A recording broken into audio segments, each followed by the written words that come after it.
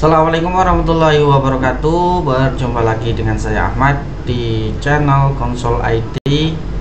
Masih dalam tema pembelajaran.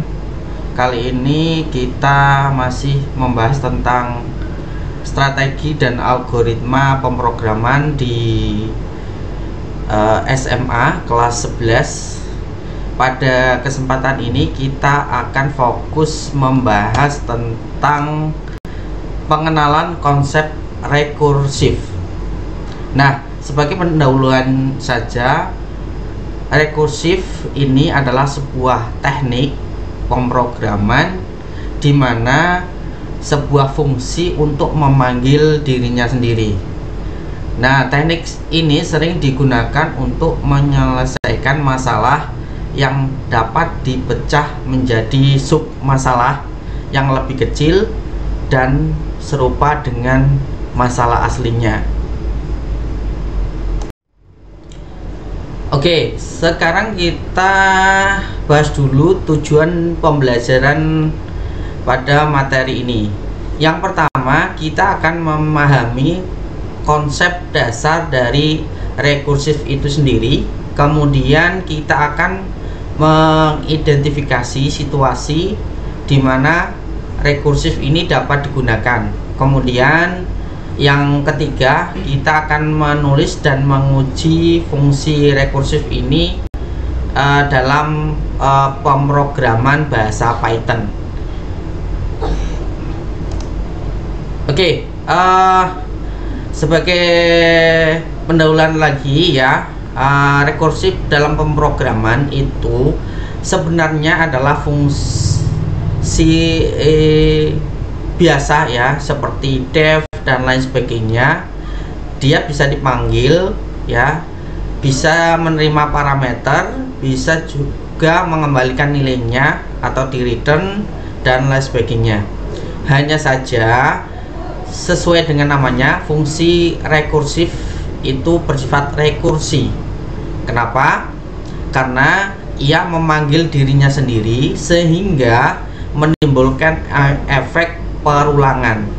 Nah, perulangan ini bisa berhenti ketika kondisi tertentu tercapai, atau bisa juga bersifat tidak terbatas atau tak terhingga, atau mungkin bahkan menimbulkan error sehingga proses itu harus dihentikan secara paksa. Oke, sebagai gambaran saja untuk menjelaskan dari konsep rekursif ini, coba kita lihat gambar seseorang dalam cermin ya. Itu ilustrasi dari konsep rekursif. Jadi ada dua cermin yang saling memantulkan satu sama lain ya. Coba dicek di foto tersebut. Efek tersebut akan berulang-ulang terus ya. Dari efek itu ya, cermin tersebut saling memantulkan satu sama lain sehingga hasil pantulan satu cermin akan dipantulkan lagi dan lagi secara terus-menerus ya. Akhirnya hal tersebut menimbulkan efek cermin di dalam cermin, di dalam cermin lagi, dan seterusnya. Maka inilah yang namanya rekursif. Oke, mungkin sampai di sini sudah ada gambaran ya tentang konsep rekursif. Oke, kita lanjutkan ya. Ini definisi secara literasi ya, secara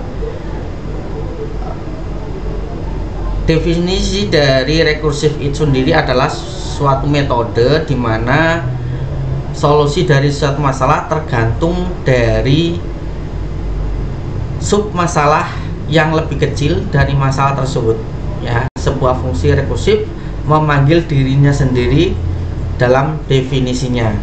Nah, ada dua hal yang penting dalam rekursif ini, yaitu tentang kasus dasarnya atau base case-nya yaitu kondisi yang menghentikan rekursi untuk mencegah loop tak terbatas. Jadi rekursif ini harus dicegah dengan parameter tertentu ya. Kemudian rekursif case, yaitu kasus dari rekursif itu, yaitu bagian dari fungsi yang memanggil dirinya sendiri dengan nilai parameter yang lebih kecil atau lebih sederhana. Nah, sekarang kita akan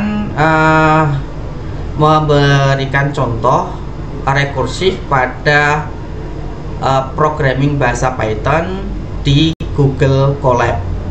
Yuk kita simak langkah-langkahnya dan penjelasannya berikut ini. Oke, seperti yang sudah saya janjikan tadi, kita akan mulai untuk praktek menggunakan bahasa Python di Google Colab. Nah, file ini nanti akan saya sertakan di deskripsi untuk teman-teman bisa coba dan mengikuti alur yang sudah saya rancang. Oke, yang pertama di sini kita akan membuat fungsi rekursifnya ya. Di situ untuk membuat fungsi rekursif ya, langkah-langkahnya yang nanti teman-teman bisa ikuti ya. Caranya sama aja dengan fungsi biasa ya. Yang membuat fungsi menjadi rekursif adalah karena ia memanggil dirinya sendiri. Jadi contohnya sudah saya berikan. Contohnya di sini ya, kita membuat sebuah definition hello dunia, kemudian kita print hello dunia, kemudian kita panggil ulang dari definition hello dunia itu ya di sini. Ini fungsi rekursifnya. Kemudian kita coba running ya. Why? Kenapa tidak ada efek apa-apa ya? Tidak ada muncul apapun hasilnya. Nah, kenapa error? Nah, ini langsung saya kasih penjelasannya. Karena perulangan rekursif sudah dipanggil terlalu banyak ya, dan tidak ada tanda-tanda untuk berhenti. Maka sistem di Google Colab ini akan menghentikan, jadi tidak akan dilanjutkan ya, karena sudah terdeteksi tidak ada parameter untuk menghentikan proses rekursif tersebut. Oke. Ada perhatian di sini. Coba teman-teman perhatikan. Perlu diketahui ya, kode program di atas berpotensi bisa membuat PC kita menjadi hang karena efek perulangan rekursifnya tidak terbatas ya. Meskipun interpreter Python ini ya telah membatasi jumlah rekursifnya ya supaya terkendali. Oke, kita lanjut ke bawah ya. Kita lanjutkan ya dengan sedikit perbaikan. Di sini kita tambahkan atau kita batasi perulangannya sampai 10 ya, 1 sampai 10. Gimana cara codingnya? Di sini lihat di sampel for i in range 10. Jadi kita sudah batasi 10. Kemudian kita akan print i. Oke, kita bisa langsung jalankan di sini. Nah, akan muncul angka ke bawah dari 0 sampai 9. Kalau dijumlah tetap 10 ya, karena bilangan kalau dalam programming ini dimulai dari 0. Oke. Selanjutnya kita akan coba melakukan step dasar lagi. Kita buat definition lagi, tampilkan angka i, kemudian kita akan print perulangan i dengan ada tambahan ini ya, perulangan ke i ya. Kita akan tampilkan di sini. Oke, kita clear dulu hasilnya. Kita coba jalankan lagi. Ya, tampilannya seperti ini ya. Jadi sudah benar. Kita panggil ini ya, definition dari tampilkan angka. Kemudian kita batasi saja, tampilkan perolongan pertama 1, 2, 3 saja. I-nya langsung kita ganti angka. Oke, sampai di sini mungkin sudah cukup jelas ya. Di sini fungsi tampilkan angka kita panggil 3 kali dengan parameter I yang berbeda-beda. Oke, step kedua atau langkah kedua untuk memahami konsep rekursif ini di Google Colab. Sekarang kita ubah parameter fungsi tampil angka menjadi 2 parameter ya, ada batas dan I-nya. Nah, sebagai batas dari perolongan ini bersifat wajib ya, wajib diisi. Kemudian I ini sebagai penanda iterasi keberapa.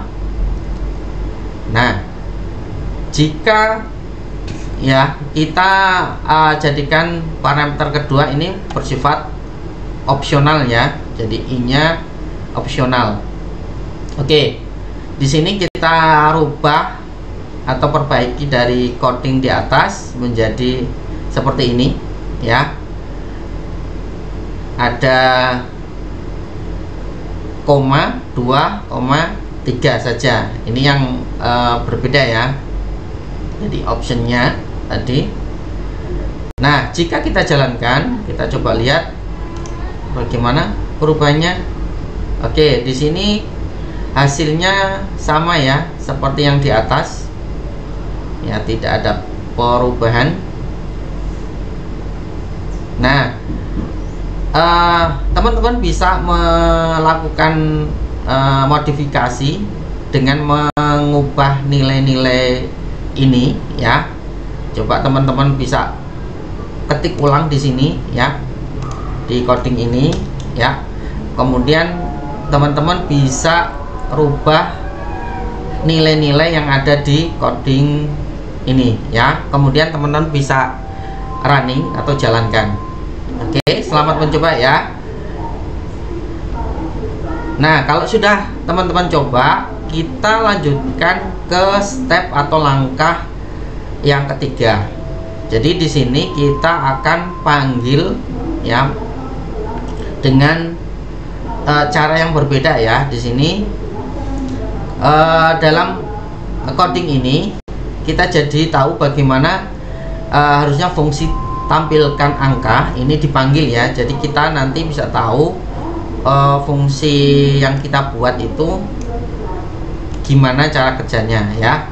Di sini jika kita ingin menampilkan 10 kali perulangan, itu artinya parameter batas akan selalu bernilai 10. Sedangkan parameter I akan bernilai 1 sampai dengan 10 ya. Kemudian ketika variabel I sudah sama dengan variabel batas, maka perulangan akan dihentikan alias rekursifnya atau rekursivitasnya tidak perlu dilakukan lagi. Nah, kita coba ya, kita coba dengan beberapa modifikasi coding ya. Ya, teman-teman bisa lihat di coding sebelumnya kita lakukan perubahan seperti ini ya.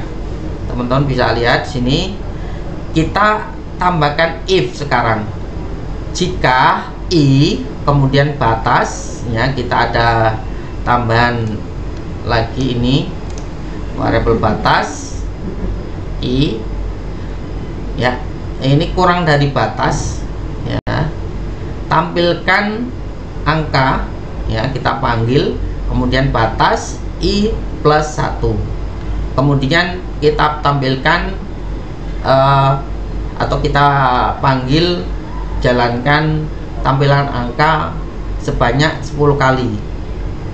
Oke, kita coba running ya. Oke, ini sudah jalan ya, perulangannya 1 sampai 10. Oke. Ya, teman-teman bisa lakukan perubahan ya. Coba teman-teman bisa clear dulu. Coba kita rubah menjadi nilai 15 coba. Bagaimana hasilnya? Coba kita jalankan lagi. Maka di sini perulangannya sampai 15. Ya. Kita lanjut. Perhatikan alur perjalanan program. Sekarang kita fokus lebih detail lagi. Kita akan kupas perjalanan alur programnya. Oke, sekarang kita akan bermain-main dengan alur program rekursif kita. Kita akan coba balik ya. Kita coba balik perintah print di sini dan perintah rekursifnya yang awalnya print lebih dulu, kemudian proses rekursifnya sekarang kita ubah menjadi proses rekursifnya dulu, baru akan di print, akan ditampilkan gitu ya. Oke, perubahan codingnya seperti ini ya, teman-teman bisa lihat perbedaannya ya. If tetap ya, kemudian baru di print di sini ya. Coba kita running. Loh, apa yang terjadi? Ternyata kebalik ya teman-teman ya. Jadi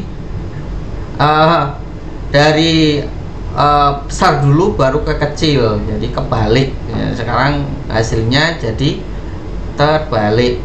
Nah, coba kita jelaskan dulu ya. Loh, kok kebalik kenapa ini? Jadi alurnya gini ya teman-teman. Kita panggil fungsinya ya, tampil angka itu 10 kali ya. Lalu ya, fungsi tersebut memanggil dirinya sendiri sebelum melakukan print ya. Dia hanya akan melakukan print ketika proses rekursif selesai, alias setelah memanggil fungsi tampil angka yang kedua selesai.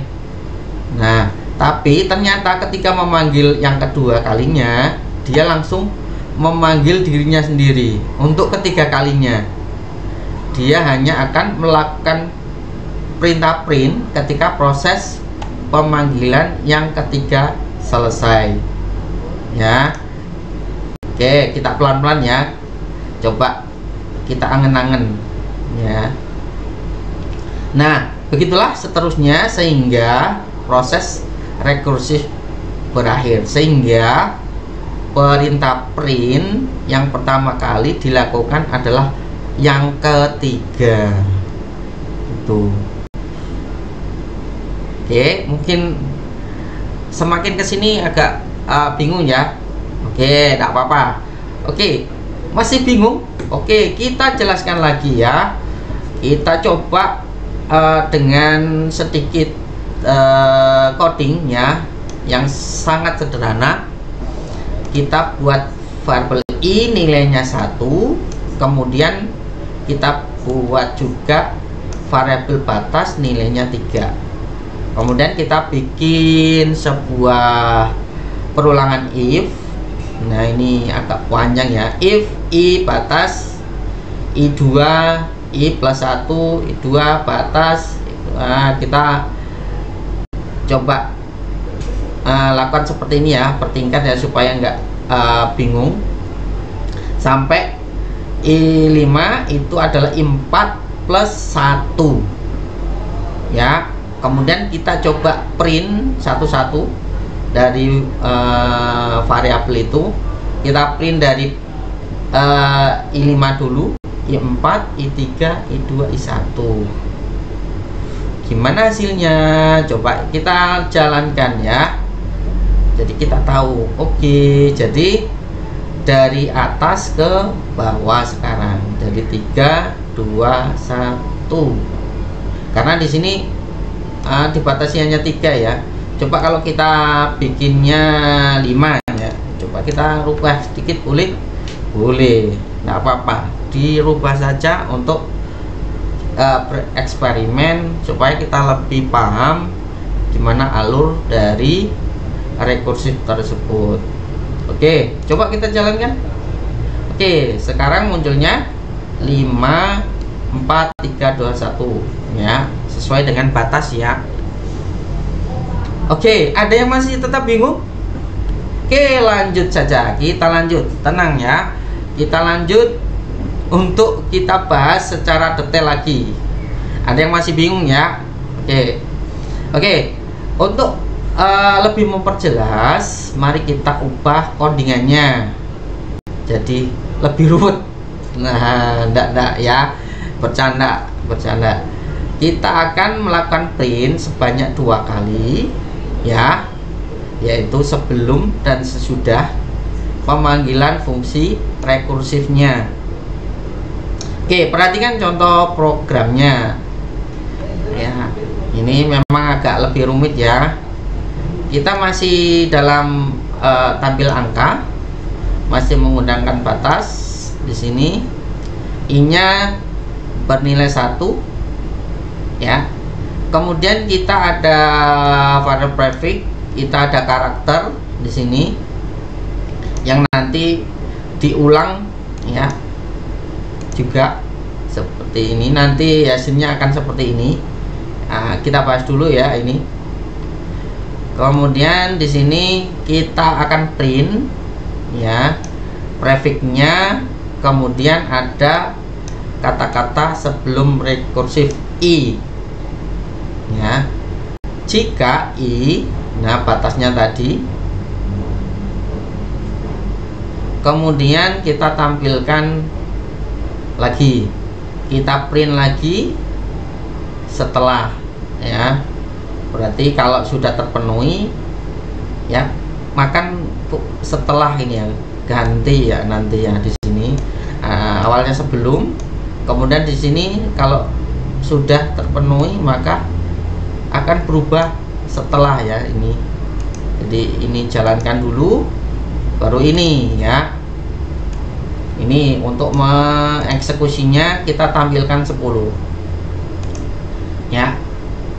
Jadi kita 10 ini dibagi 2 ya, ada sebelum, ada sesudah.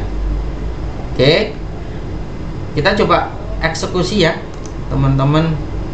Nah 10 ini ya,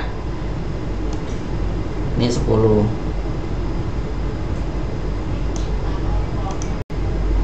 kali ya. Tadi kalau tadi 5 ya, contohnya seperti ini ya. Kita coba jalankan ya. Kalau 5 hasilnya seperti ini, 5 ya, tergantung dari ini nilai I-nya ya. Kita 10 tadi, kembalikan, kita jalankan. Ini kalau sudah selesai dia akan ganti ya setelah itu ya. Oke, sekarang ke bagian akhir ya teman-teman, ke penjelasan akhir ya. Di sini kita bisa simpulkan fungsi yang pertama kali dipanggil adalah fungsi yang terakhir kita kali selesai ya, dan fungsi yang terakhir kali dipanggil ia adalah fungsi yang paling pertama selesai ya.